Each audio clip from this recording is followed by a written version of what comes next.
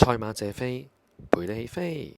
Hello，大家好，我係謝飛啊，嚟到呢個2026年7月11號嘅星期六晚上啊，咁預備錄製呢個7月12號星期日嘅沙田嘅煞科戰啊，就跑呢個田草 A 欄賽事啊，大家留意大部分時間都係比較利前置啊，咁所以揀馬都要小心啲之餘呢，沙田嚟講，其實都幾睇臨場啊，即係臨場個跑道形勢啊，或者啲馬嘅狀態。尤其是而家好熱呢，如果你上次有睇尾場，譬如嗰隻皇帝喺度，哇濕晒嘅呢，就唔係咁理想。咁但係冇辦法，因為我哋嗰啲賽前出嘅心水呢，就其實有啲因素係未必揀到嘅。咁但係你話要揀啲有分頭嘅呢，咁今次我都睇咗一隻，我見唔係好多行家提及，咁但係都值得大家關注嘅。尤其是季初佢第二、第三場都跑得唔錯啊！咁究竟咩馬呢？簡單為大家揭曉。好啦，咁開始之前又重溫翻上一次嘅情況啦。咁我就曲組嘅賽事星期三，咁我就介紹呢個焦點啦，就一 win 三披咁最終就跑第二，冇辦法，雷神嗰隻哥倫布其實就超細班，根本就唔係嗰個級數，咁出閘好順利，慢步速。焦點都跑得唔錯，諗住一個賀壽馬，結果爭少少，咁一個半冷啦，其實都唔係好多行家貼嘅，如果留意下，咁所以就而家就個成本計埋成本就仲輸緊70幾蚊，如果大家見到呢度唔對路啊，都係嗰句啦，咁就建議大家盡快離開啦，咁都係做呢個頻目的，都係希望大家認識賽馬，遠離賭博嘅。咁今次睇下咩心水，揀咗咩場次啦。係啦，揀咗第7場4班千六米嘅賽事啊，咁就呢場嘅步速都幾均勢嘅。估計大熱門就係3號嘅包裝戰士，潘頓繼續騎，咁就沈集成如果要爭冠軍都冇退路噶啦，都要去盡晒噶啦。但係上次就11檔，今次就13檔，佢抽親啲檔位外檔呢，其實唔係話跑得咁好啊。裡面其實都有啲馬嘅話呢，我覺得佢未必咁輕易放得出啊。你譬如好似勁進區嗰啲，其實就本身都快嘅，今次係勁進區比較內檔啲。當然佢就跑沙田就冇發覺咁好，係咪咁易順利放到出嚟呢？呢隻有保留，所以呢隻包裝戰士呢，我就唔要住啦。所攞14號嘅艾利奧會唔會佢跑先呢？本身都係跑開泥地，其實季初比較好嘅。唔知跑下突然間搏失幾場就彎咗，我諗都係留翻下一季先啦，減下分先咁樣。今次推介呢，就係冇錯啦，見到個封面就係方家伯同埋呢個女神啊。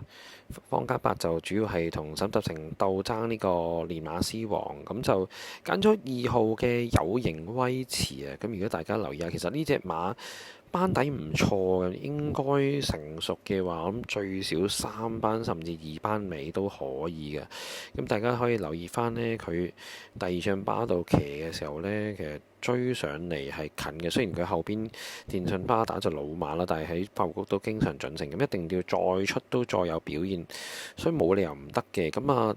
其實最好狀態就係泥地嗰次同埋第3次，硬係爭少少過唔到。你見到勁沙塵都係2班中堅分子，爆得美麗都係啲比較好嘅分子，做好自己都係。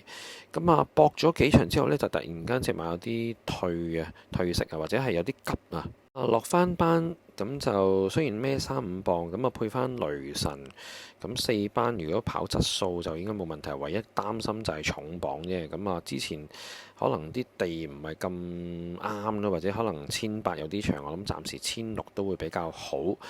又有分頭，唔係好多行家貼嘅話，呢場呢隻呢，就係我嘅重心推介啦。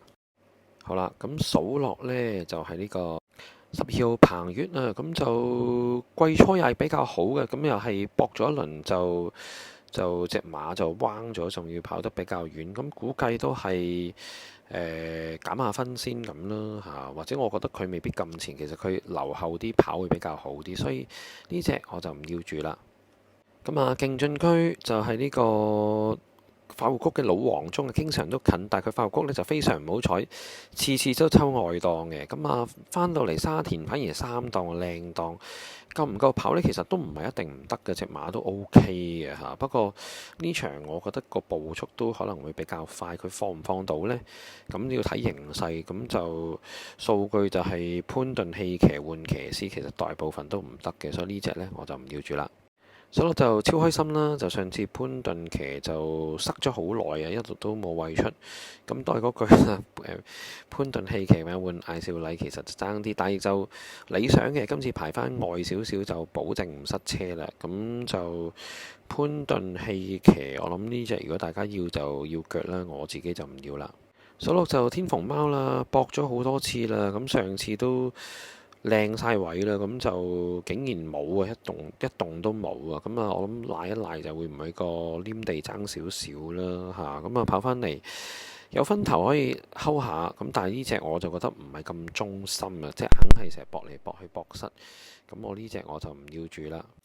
嗱，北極之標呢都可以留意下，因為呢其實你數數下呢，其實呢場快馬都幾多嚇，咁相對之下北極之標可能守翻後少少位衝上嚟。雖然呢，廖康明表面上好似同方嘉柏爭好遠，或者沈集成爭好遠，但係如果佢要數嘅話，都唔係冇機會嘅。再睇翻禮拜三嘅報名表，其實廖康明係 full team 出嘅喎，咁所以話會唔會有奇蹟出現呢？就唔知。咁啊，冷門可以呢隻，咁但係因為我就有心水，所以呢隻呢我就唔要住啦。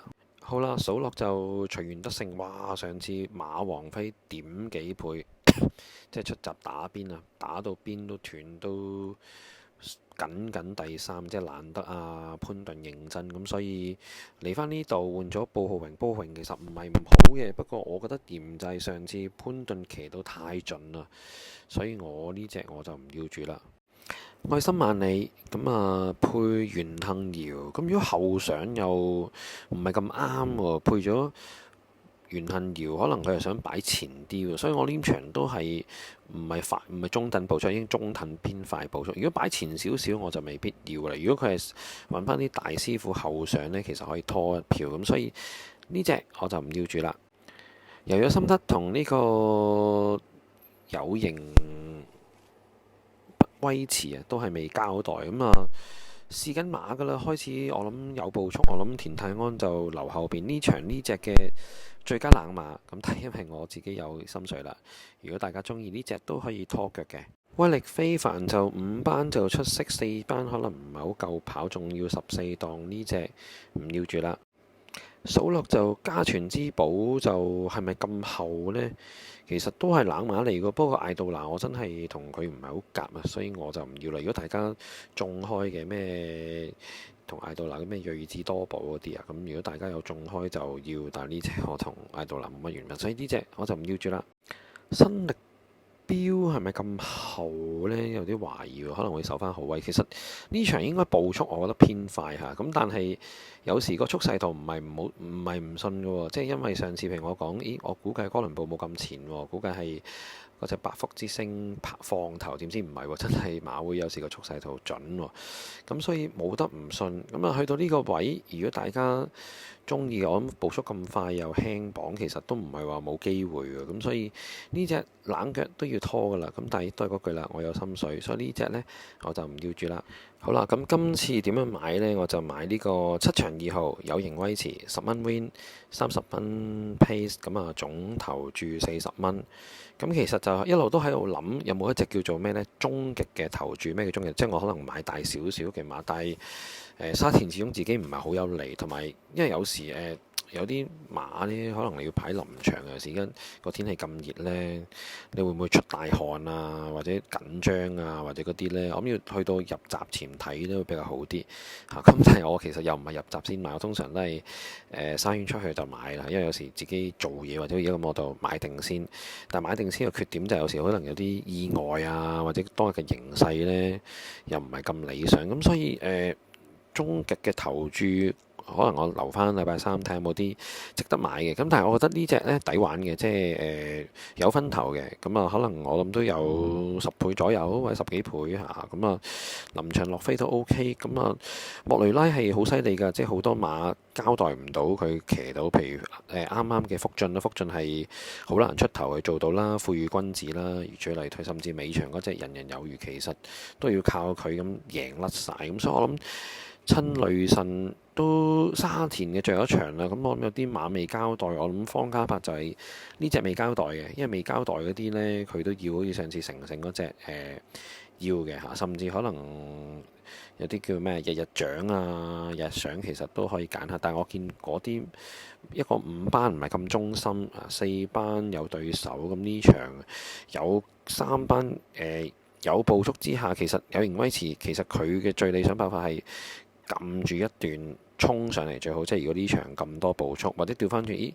如果臨場冇馬放佢擺頭慢步速咁，好似哥倫布呢，有機會嘅。所以呢隻有形威馳呢，呢個我諗係值得買嘅馬之外，下季都可以留意嚇。